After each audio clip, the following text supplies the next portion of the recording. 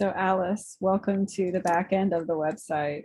I'm going to send you a username and password, and also the link to log in. And I'm also going to be sending you the directions. They're very similar to what I sent about the check sheet for each of the articles.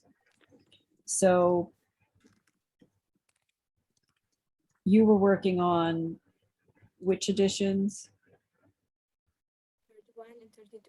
Okay, so you actually are working in probably some of the better editions for this, because I'm going to show you an example from edition 34. So let's say, you're doing the checklist. We're going to open up one of these.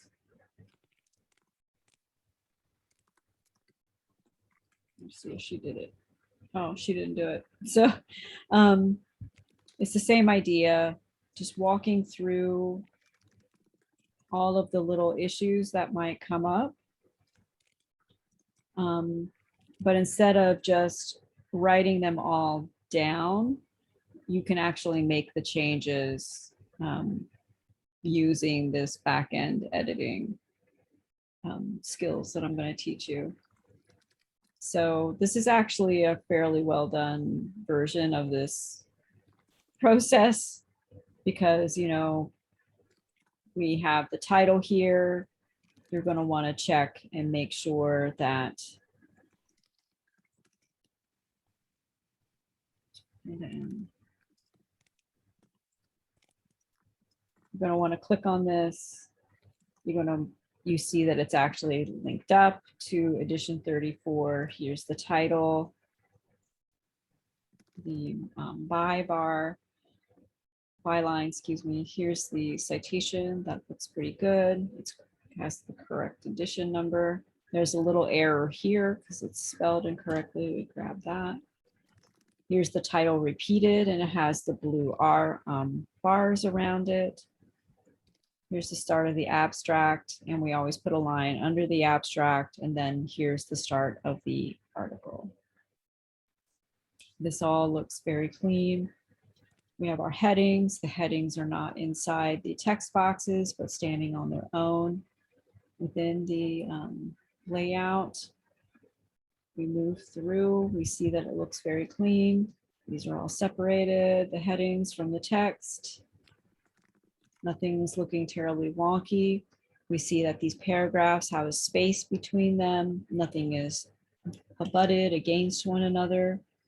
Looks very clean. You get to references. There's a blue line before references and after the final paragraph of the article. Again, this looks very clean. Moving through. Wow, there's a lot of citations. Then we get to about the author. So we have a nice blue line here at the end. And then this is correct. We don't want this to say about authors and then there's just one author. One of the things I've been seeing a lot of is this, where suddenly there's a box around a name or a box around a citation. We don't want that to happen. If you see that, you just click on it. You go to border type and you remove it. This is also very clean. We keep this bold in the text for the author's name. And, if you make any changes, you just go to update, and then the article is basically clean and ready to go and show to the author.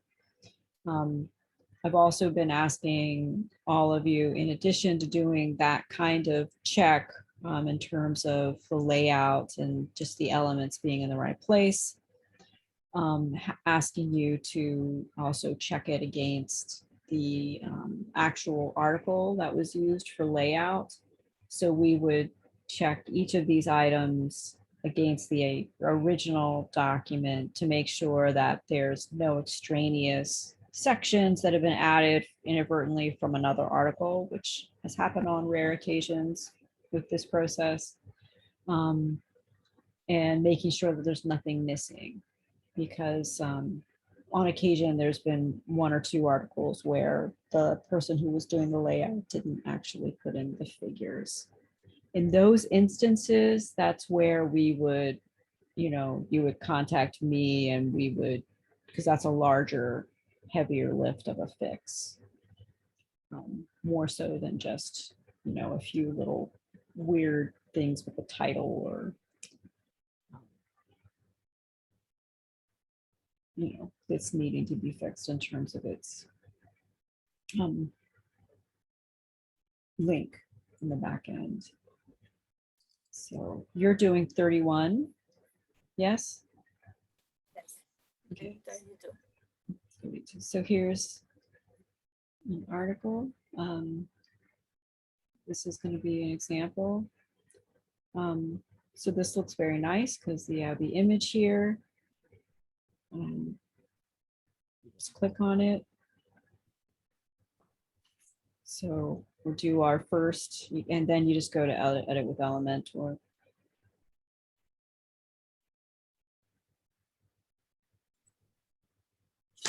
In fact, excuse me, we should start up here.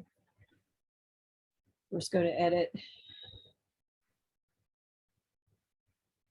So we're making sure that this isn't called an M dash rather than a hyphen. A hyphen is much shorter and looks like that.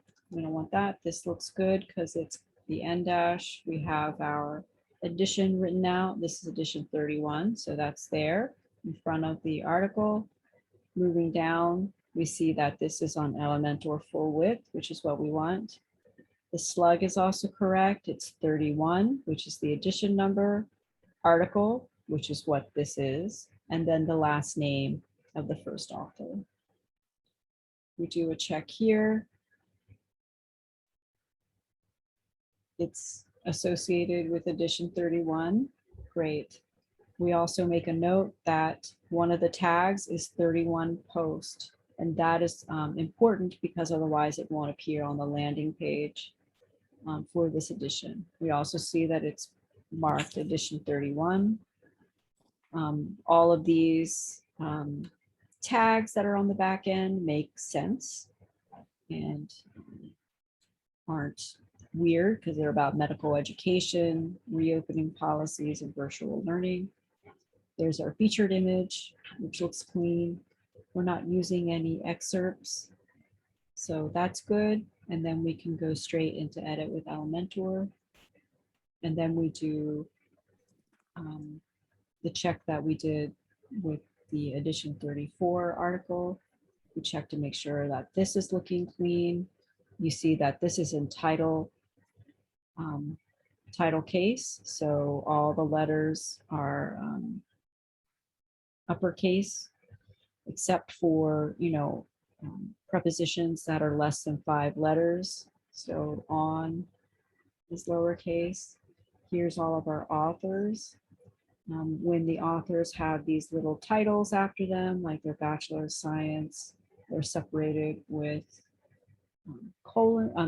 semicolons. We then do a check of the citation here, and we see that HBHR is there. That looks really good. The title repeats as instructed, and then we see the blue lines separated. Here's our abstract, and we're very happy because the abstract and the background headings are separated into separate heading boxes, and they're not in the title box or text box. See, heading, text. That's gone away through. The abstracts ends. Here's our separation. I like it best when the article starts, obviously, with a heading. So here's our background, here's our text. And then we just move through and do a check, and we can see that there's an issue right here that we can easily go in and fix. We always are going to do our fixes on the left-hand side rather than going into here, because that way we know that it's going to be correct. Sometimes it'll look like things are correct when we move over on the right-hand side, but it's just an illusion and it'll make us very sad. So you can always tell where you're supposed to put in a space because there's already kind of a half space there or a soft return. So doing a check on the rest of the article. This one is actually pretty clean. We have our line and the references. You can see that these references, these are organized by number, and this is a number list. I should change it to bullet points, but that doesn't make any sense. These numbers actually correspond to numbers in the text. This is an AMA style. We then have another blue line, and then this author wanted the table to appear not within the text, but at the end. So here's our table. This is a heading. These tables are posted directly into a text box. So you can see this is one of the few times where we have a heading within a text box. So it says table, and then it shows the information underneath it. It would have been nice if they had done a slightly better job in creating a title for their table, but we'll let it go. This is more of the de facto title, the title total number of US med schools. And then this is a little unusual because there's a supplement on this article, but it's just treated as something right after the table as an attachment almost to the article. There's a very extensive list. And then here, one thing we notice is that it's about the authors. This is a little different because the headings are not what these are just regular headings as opposed to premium headings.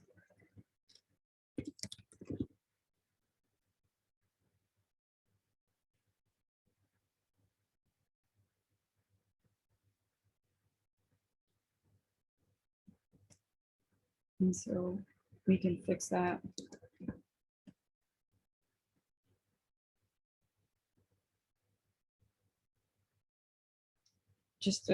So we want to fix that. I just inserted the one, and sometimes when I'm inserting multiple instances of a widget, rather than enter the widget each and every time, I'll just duplicate where I used it first.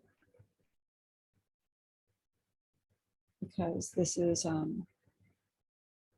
obviously a special type of heading here that allows to have a little line next to the name.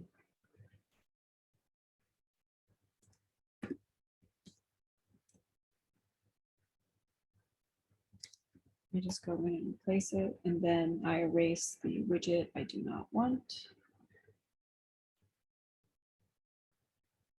I'm duplicating it. Okay.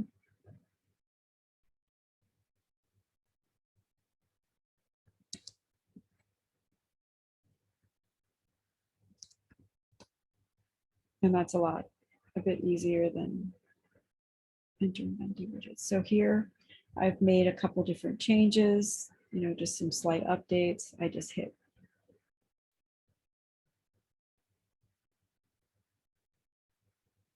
save, and it'll be ready to go. Is this clear? Until now, yes. Great. So not the most exciting video in the world, but I hope that's relatively clear. So most of these articles, like I said, you'll be able to contact the author directly through Scholastica. Very few, you might hit one or two that are not in Scholastica, and in that event, contact me. If you go through an article and you see some very weird or unusual layout approaches, or there's a lot of things that are not quite squared up right, or there's text from another article in this article here, the layout, when you compare it to the original manuscript, let me know and we'll get that sorted. You know, you might find that with like maybe one of the articles or something, but hopefully you'll find it with none.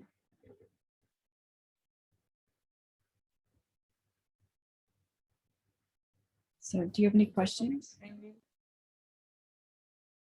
No, but if I got in the meantime, I will send the mail.